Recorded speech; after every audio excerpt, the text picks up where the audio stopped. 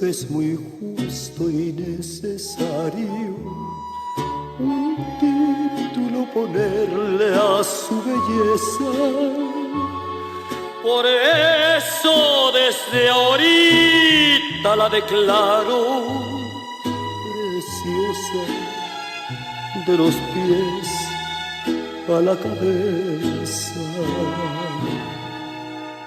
Señora de la piel de terciopelo, estatua de marfil y de alabastro, discúlpeme si digo que la quiero,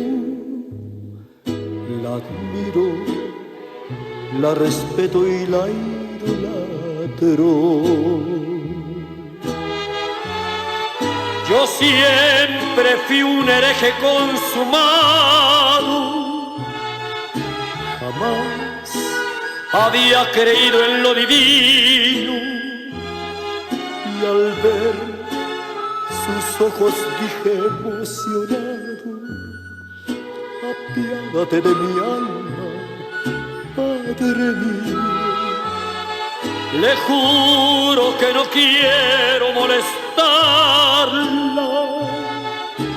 pero hágame por Dios una promesa, que alguna vez me deje acariciarla, siquiera de los pies a la cabeza. Ay, señora, no sea ingrata.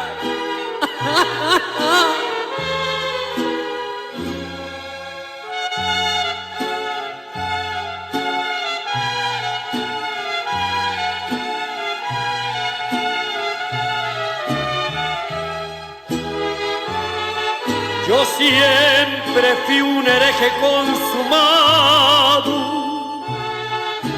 jamás había creído en lo divino, y al ver sus ojos dije emocionado: apiádate de mi alma, Padre mío. Le juro que no quiero molestarla,